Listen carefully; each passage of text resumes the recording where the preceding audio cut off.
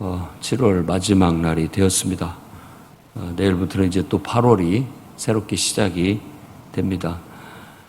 오늘 시편 30편 말씀은 슬픔이 춤이 되게 하시는 하나님에 대해서 우리에게 말해주고 있고, 또 이 시를 지금 쓰는 사람의 입장은 죽음의 위기에서 하나님께서 건져주신 것에 대한 감사와 찬양의 시로 되어져 있습니다.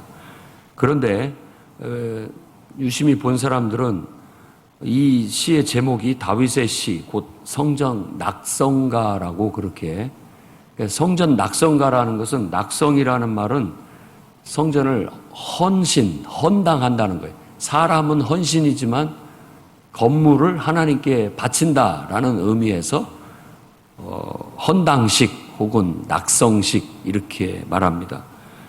근데 여기서 성전이라고 했는데 그 집 이렇게 나옵니다. 그러니까 그 집이라고 했을 때 그게 아마 성전일 것이다 라고, 이 정관사가 붙는다라는 것은 어떤 특정한 집을 말하는 거기 때문에 그렇습니다.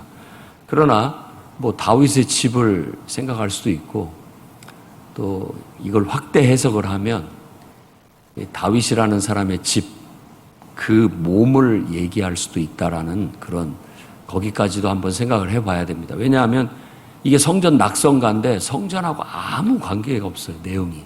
내용 자체가. 성전을 하나님 앞에 헌신한다든지 그거에 대한 기쁨이나 이런 것을 얘기하는 게 아니라 처음부터 어떤 치명적인 병을 앓고 있는 그런 한 사람의 하나님 앞에 간구로 시작이 되고 있습니다. 여호와여, 내가 주를 높일 것은 주께서 나를 끌어내사 내 원수로 하여금 나로 말미암아 기뻐하지 못하게 하심이니이다. 이미 죽음의 위기에서 벗어나게 된 한 사람이 하나님 앞에 감사로 시작을 하고 있죠. 2절 말씀 보면 여호와여 내 하나님이여 내가 주께 부르짖음에 나를 고치셨나이다. 고치셨다라는 것이 바로 히스기야가 연상이 되는데, 하나님 앞에 죽을 뻥이 걸려가지고 하나님 앞에 기도를 드렸을 때 하나님께서 그 생명을 15년 연장시켜 준 거, 그것을 연상할 수가 있습니다. 죽음의 문턱까지 몰고 간 질병이었는데 결국 하나님께서 살려주셨다라고, 고쳐주셨다라고 말하고 있습니다. 위기에 처했을 때 묘하게도 사람들은 등을 돌립니다. 친구도 적이 되는 거예요. 욥기를 봐도 그렇고, 질병이라는 것 자체가 가지고 있는 하나의 그 메시지가 뭐냐면 하나님께 벌 받은 거 아니야 라는 겁니다. 그러다 보니까 공공연하게 그런 눈빛, 그런 몸짓, 그런 말투로 얘기하는 것 같으니까 기분이 상하죠. 그리고 한때는 친구였는데 어떻게 저런 말을 할 수 있을까 하는 그런 생각이 듭니다. 그래서 질병의 문병을 갈 때라든지 또 장례식에 조문을 갈 때라든지 말을 많이 조심하고 삼가해야 됩니다. 우리가 그냥 평상시에 하던 말로, 또 평상시 생각으로, 판단으로 함부로 말하는 것은 지혜롭지 못한 그런 처사와 같습니다. 어떤 인생도 다 나름대로 가치가 있고 수고했고, 또 주어진 인생의 질병이나 재해나 이런 모든 것들도 때로는 하나님의 그 큰 깊은 뜻이 있고 그러기 때문에 우리가 헤아리기가 어렵습니다. 다만 우리 인간이 주저넘게 나설 일이 아니고, 그런 모든 판단은 하나님께서 하실 일이고, 우리는 그저 위로하는 거, 그저 옆에서 용기가 되어주고 위로가 되어주고 또 지지자가 되어주는 정도가 우리의 본분이고 우리 역할일 뿐인 것이지, 그 이상을 넘어서면 주제가 넘어서는 겁니다. 그러다 보면 괜한 욕을 먹게 되고 실수도 하게 되는 겁니다. 아무튼 이 질병의 죽음의 문턱까지 갔던 이 사람은 하나님께 기도해서 가까스로 그 스올, 무덤에서 벗어나게 됐다라고 말합니다. 스올은 죽음의 세계를 통칭하는 용어이고 무덤이라는 단어는 구덩이라는 그런 의미를 가지고 있습니다. 그래서 죽어서 우리가 땅속에 묻히게 되는 것에 대한 그런 이미지를 가지고 있습니다. 거기에서 벗어나게 됐다, 끌어냈다라는 건 죽지 않게 됐다라는 것이에요. 4절에 주의 성도들아 여호와를 찬송하며 그의 거룩하심을 기억하며 감사하라. 노염은 잠깐이고 은총은 평생이고 저녁에는 울음이 깃들지라도 아침에는 기쁨이 찾아온다라고 말하고 있고, 또 뒤에 보면 형통 그리고 산같이 굳게 세우셨다라고 하는 그런 말씀들로 하나님 앞에 찬양을 하고 있습니다. 하나님을 칭찬하는 거죠. 하나님이 이와 같이 하셨다라는 걸. 우리 인생도 그렇습니다. 노염은 잠깐이고 은총은 평생입니다. 늘 하나님께서 내가 어떤 잘못한 것에 대해서 또 실수와 허물에 대해서 또는 알지 못하는 어떤 것 이유로 인해서 우리 인생이 어렵고 힘들더라도 하나님의 은총이 훨씬 더 크고 하나님의 사랑, 이 헤세드, 변함없는 주님의 사랑이 늘 우리를 더 크게 끌어안고 있다는 사실을 잊지 마시고 하나님 안에서 고생도 또 어려움도 기쁨도 즐거움도 그냥 함께 하겠다라는 그런 마음으로 살아가십시오. 우리가 불렀던 찬송처럼 누구든 어디든 무슨 고생 없는 사람이 누가 있고 없는 곳이 어디 있겠습니까? 늘 더 나은 곳, 더 좋은 것, 더 편한 것 우리가 찾아가지만 항상 하나님 안에서의 진정한 가치로 평가를 하시기 바랍니다. 쉽고 편한 것보다는 가치 있고 의미 있는 것을 쫓아가라는 것이죠. 그래서 우리 몸이라는 것이 시간을 살아가고 있고 또 공간을 살아가고 있습니다. 그러니까 영원하지 않아요. 지금 상태로는. 그런 상태에서 그 이상을 바라는 것은 불가능한 일일 뿐만 아니라 예수 그리스도께서 재림하셔서 우리에게 정말 예수께서 얻으신 그 부활의 몸을 덧입혀 주시지 않는 한 그 문제는 해결되지 않을 겁니다. 그렇기 때문에 이 땅에서 사는 동안에 우리가 항상 우리의 몸을 좀 더 하나님의 뜻을 이루는데 가치 있고 의미 있게 쓰는데 쉽고 편안한 것이 아니라 가치 있고 의미 있게 활용할 수 있는 것이 가장 귀하고 좋은 겁니다. 항상 잠깐의 고통도 있고 또 눈물 흘리고 슬퍼하고 애통하는 그런 일들도 닥치겠지만 그 금방 또 바뀝니다. 금방 바뀌어요. 또 금방 어느 순간 잊혀진 것들은 잊혀지고 또 새로운 기쁨이 찾아오고 또 어려움도 잠깐이지고 다시 또 형통할 날이 오게 될 겁니다. 터널 속 같고 또 어둠 속 같은 이 지금과 같은 길을 걸어가고 있다 할지라도 언젠가는 벗어나게 될 것이고 다시 일상이 회복되고 더 나아지는 그런 결과를 가져오게 되리라고 우리가 믿고, 중요한 것은 그런 것들이 벗어나는 상황이 닥쳤을 때 우리가 어떤 모습인가, 이게 더 중요한 거 아니겠습니까? 코로나19의 이 팬데믹이 이제 극복되어졌을 때 나는 어떤 상태일까? 그 기간 동안을 지혜롭게 잘 버텨냈는가?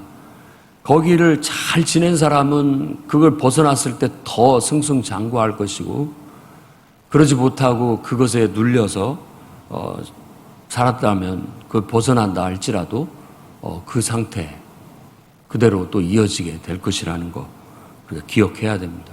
그래서 어두울 때 그때가 더 중요한 때입니다. 그럴 때 우리가 하나님을 의지해서 더 바르게, 더 성실하게 앞으로를, 미래를 내다보고 준비한다면 더 좋은 결과가 찾아오게 될 겁니다.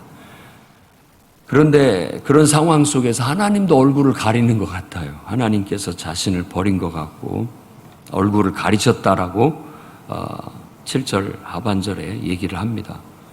나를 산같이 굳게 세우시더니만 하나님께서 순간적으로 또 그 악몽처럼 떠오르는 게 하나님이 나를 향해서 얼굴을 가리신 것 같이 하나님도 느껴지지 않고 보이지 않고 내 내 눈앞에 있는 질병, 재해 이것만 막 엄습해 오는 그런 심정을 말합니다. 그게 얼마나 근심이고 두려움인지. 그러나 이 사람은 그런 근심과 두려움 속에서 하나님 앞에 기도하며 버텼다라는 걸 보여주고 있습니다. 하나님 앞에 기도할 때 내가 죽으면 하나님 무슨 유익이 있단 말입니까? 라고 외쳤다는 거예요. 아직 내가 이 땅에서 살아가야 할 의미가 있고 가치가 아직 남아있다. 혹은 어떤 의미에서 내가 아직 감당해야 할 사명이 있습니다. 내가 이 세상을 떠난다면 하나님께 가면 좋지만 이 사명은 누가 감당한단 말입니까? 뭐 이런 식의 하나님 앞에 부르짖음이라고 볼 수 있겠습니다. 아직 내가 해야 할 일이 남아 있습니다. 우리도 좀 그런 생각을 하면 좋겠습니다. 내가 지금 살아있고 내가 건강하다는 건 하나님께서 이 땅에서 해야 할 사명이 있어서 나를 살려두신 거구나. 이런 마음. 그래, 내가 아직 쓸모가 있어서, 그래도 내가 하나님 앞에 뭔가 해야 할 일이 있어서 나에게 건강을 주셨고 아직도 이 땅에 두셨구나 라는 그런 사명으로 인생을 생각하면 천근만근 무거운 몸도 아침에 사명으로 일어나는 겁니다. 그리고 또 그렇게 일어나 보면 금방 또 개운해지고 또 힘이 나고 머리가 맑아지고 또 하루를 살아갈 수 있도록 되어집니다. 근데 하루를 살아갈 때 그냥 할 일 없이 지루하고 그냥 재미없게 살면 마음도 다운되고 몸도 가라앉아요.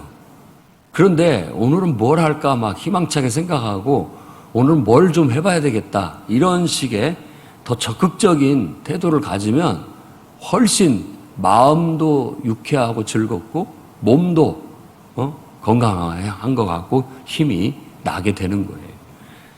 우리가 지혜롭게 사는 건 그렇게 사는 것이라 여겨집니다. 그래서 내가 아직 살 이유가 있습니다. 사명이 아직 남았습니다.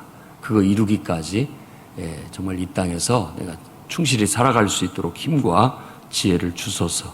주여 은혜를 베푸소서. 나를 돕는 자가 되소서라고 말하고 있고 1절에 말한 것처럼 원수들이 좋아할 뿐입니다. 원수들이 좋아하는 일은 없게 해주십시오 라고 그렇게 기도할 수 있었으면 좋겠습니다. 11, 12절이 결론과 같은 건데 주께서 슬픔이 변하여 춤이 되게 하셨고 베옷을 벗기고 기쁨의 띠를 띄우셨다라고 하나님을 찬송하고 영원히 감사하겠다고 노래하고 있습니다. 여러분의 슬픔도 하나님께서 바꿔주셔서 춤추는 일이 있기를 바랍니다. 베옷, 상복을 벗기시고 베옷이라는 건 상복을 말하는 거고 기쁨으로 옷을 입히셔가지고 모든 사람들이 부러워할 만큼 하나님의 은혜를 입고 복을 받기를 바랍니다. 자, 우리가 살아가는 데 있어서 가장 첫째는 영적인 건강입니다. 항상 하나님 안에 머무르는 것. 그분 안에서 기쁨도 슬픔도 함께 하겠다라는 우리들의 신앙, 영적인 건강이 제일 중요하고 성경에서는 그 영적인 건강에서 육체적인 건강도 밀려 나온다라고 말하고 있습니다. 우리가 운동도 하고 규칙적인 생활 뭐 이렇게 하면서 나름대로 우리 몸 관리를 잘해야 되겠지만 항상 건강한 영성, 건강한 마음에서부터 건강한 몸이 찾아온다. 또 반대로 건강한 몸이 건강한 또 영혼 그런 마음을 갖게도 한다. 상호 보완적이라는 걸 잊지 않아야 되겠습니다. 균형을 잡으십시오. 건강의 원천 그리고 또 우리의 삶의 존재의 가치, 의미 이 모든 것이 하나님의 약속의 말씀 그 말씀을 따라 우리가 순종하고 그 하나님을 사랑하면서 그 말씀대로 살아가는 그런 삶을 추구할 때 우리가 찾아온다라는 거 잊지 않아야 됩니다.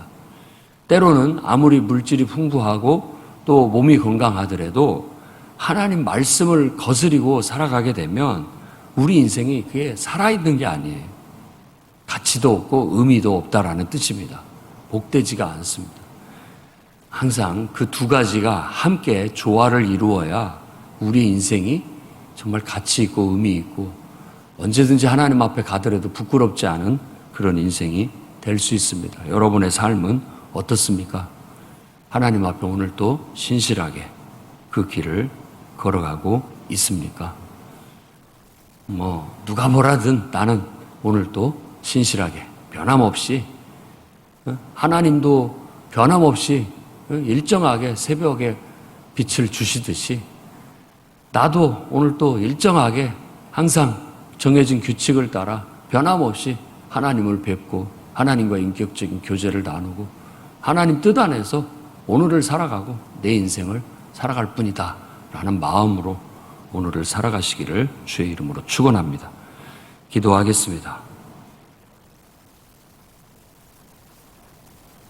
거룩하신 주님, 성전을 하나님 앞에 헌신하듯 우리의 몸과 마음과 우리 몸을 주님께 올려드립니다.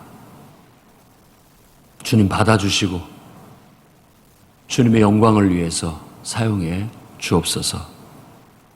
우리가 이 땅에서 해야 할 사명이 있어 또 감당해야 할 본분이 있고 역할이 있어 하나님께서 아직 우리를 이 땅에 두신 줄 믿습니다. 시간을 허비하거나 낭비하지 않게 하시고 우리가 마땅히 감당해야 할 사명 오늘 또 활기차게 힘차게 감당할 수 있도록 영적인 건강, 육신적인 건강, 또 삶의 형통함, 굳건함을 허락하여 주옵소서.